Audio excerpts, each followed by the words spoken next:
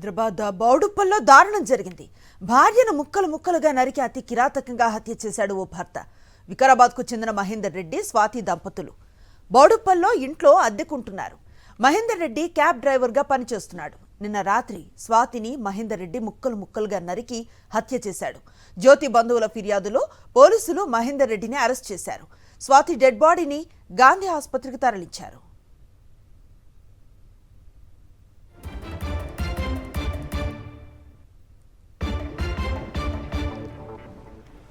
ఇదే అంశంపై మరింత సమాచారాన్ని మా కరెస్పాండెంట్ రవిచంద్ర అందిస్తారు.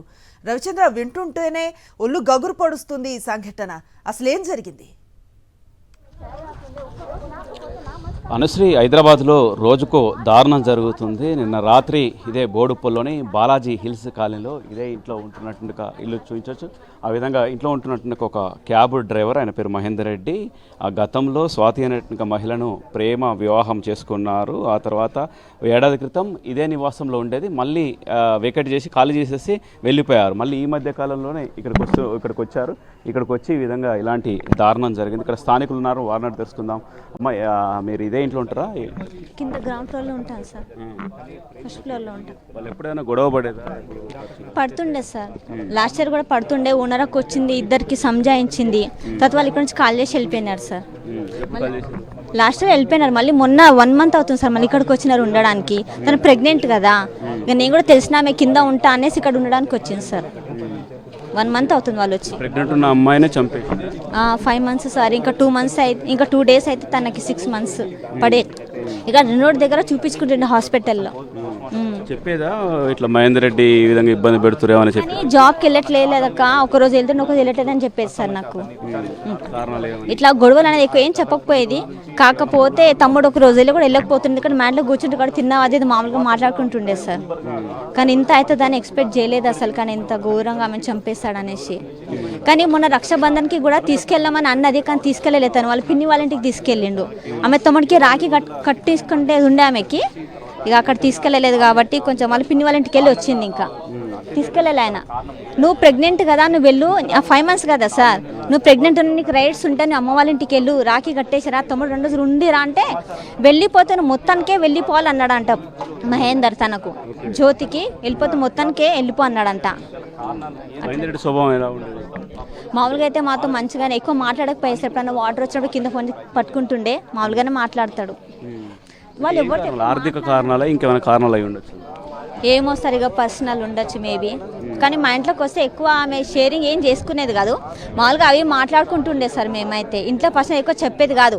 చిన్న చిన్న గొడవలు అవుతుండే, అది కామన్ అక్క అని చెప్పేది సార్ నాకు. తను ఇంట్లో అందరింట్లో గొడవలు అయితే కదా, అట్లాంటి మా ఇంట్లో కూడా గొడవలు అవుతుంటాయి. కానీ ఇంత డేంజర్గా తమ్ముడు, కానీ సంజాయించిన నువ్వు కొంచెం ఓపిగా ఉండు, ఎక్కువ ఆ తమ్ముడు కొట్టినా కూడా ఓపిక పట్టుకో అని చెప్పేదాన్ని సార్. ఎందుకు ప్రెగ్నెంట్ కదా సార్, సంజాయించినా కానీ ఇంత సీరియస్ అని అనుకోలేదు. ఇంకా మేము ఎట్లా పెళ్లి చేసుకున్నట్టు అంటే వేరే మ్యారేజ్ అయిందంట సార్ వాళ్ళది. వాళ్ళు 9th class నుంచి లవ్ అంట. వీళ్ళు యాదవ్స్, వాళ్ళు రెడ్డిస్. పక్కకి వెళ్ళు, వికారాబాద్లో ఒక ఊరంట, ఊరు నాకు తెలియదు. లవ్ మ్యారేజ్ వాళ్ళది. తెలిసినాక వాళ్ళ అత్తమ్మ వాళ్ళు మళ్ళీ అరేంజ్ మ్యారేజ్ చేసినారు. చేసినాక మళ్ళీ ఇక్కడికి వచ్చారు సార్ వాళ్ళు. అంటే ఇది స్థానికులు చెప్పేది, ఇంటి కింద అంటే వాళ్ళ దగ్గరనే ఉంటున్న ఒక నైబర్ చెప్పేది. మహేందర్ రెడ్డి స్వభావం ఎలా ఉండేదన్న? అయినా అంతా మాకు టచ్లో ఉండకుండానండి. ఎప్పుడు వస్తుండే ఎప్పుడు పోతుండే తెలియదు. వాళ్ళ మెసేజ్ అంటే మా పాప వచ్చేసి మా మిస్సెస్ వాళ్ళతో వీళ్ళతో మాట్లాడు ఉంటుంటే అమ్మాయి మంచిగా ఉంటుండే. లవ్ మ్యారేజ్లో ఏం కొట్లాడైందో ఏమో తెలియదు. రీజనల్గా మళ్ళీ అక్కడి నుంచి ఇక్కడ వచ్చారు, మళ్ళీ కాల్ చేసి వచ్చే 1 నెల కూడా కాలే. నిన్న నైట్ ఎట్లా జరిగిపోయిందండి 3 o'clock వరకు. ఇప్పుడు అంటే అంత కిరాతకంగా చంపాడంటే ఏంటి రీజన్ అనుకోవచ్చు? అర్థం అవ్వట్లేదండి. అయినా కూడా మంచి కుర్రాడే, అంత మళ్ళీ అంత రీజనల్గా కనిపించాడు. కానీ అలాంటి వాడు అలా చేస్తాడని మేము అట్లా అనుకుంటలేము. కానీ అలా చేసినాడంటే చాలా ఘోరంగా చేసినాడు. క్యాబ్ డ్రైవర్ చేస్తాడండి. మళ్ళీ అంత ఏ రాత్రి వస్తుంటాడు? నైట్ ఏ టైం వస్తుండే సార్. క్యాబ్ అంటే ఇక ఎప్పుడు ఎర్లీ మార్నింగ్ పోయేది, ఎప్పుడైనా మధ్యాహ్నం వచ్చేది, ఇప్పుడు సాయంత్రం వచ్చేది. ఇక ఇద్దరి మధ్యలో ఏం జరిగిందో అది ఎవరికి తెలియదు. అట్లా అంటే ఇది మొత్తానికి మాత్రం ఏం జరిగింది ఆ కుటుంబంలో అనేది ఇంకా తెలియాల్సి ఉంది. అయితే గతంలో ఈ విధంగా చిన్న చిన్న గొడవలు ఉండేది కామన్ అంటూ కూడా స్వాతి చెప్తూ వచ్చేది. ఉన్నట్టుండి ఈ విధంగా మహేందర్ రెడ్డి అత్యంత కిరాతకంగా చంపడం. ఇదే నిందితుడైన మహేందర్ రెడ్డి పోలీసుల అదుపులో ఉన్నారు. పోలీసులు కూడా విచారణ చేపడుతున్నారు. స్వాతి బావ ఫిర్యాదు మేరకు కేసు నమోదు చేసుకొని దర్యాప్తు చేస్తున్నారు. Anusri. Right, thank you Ravichandra.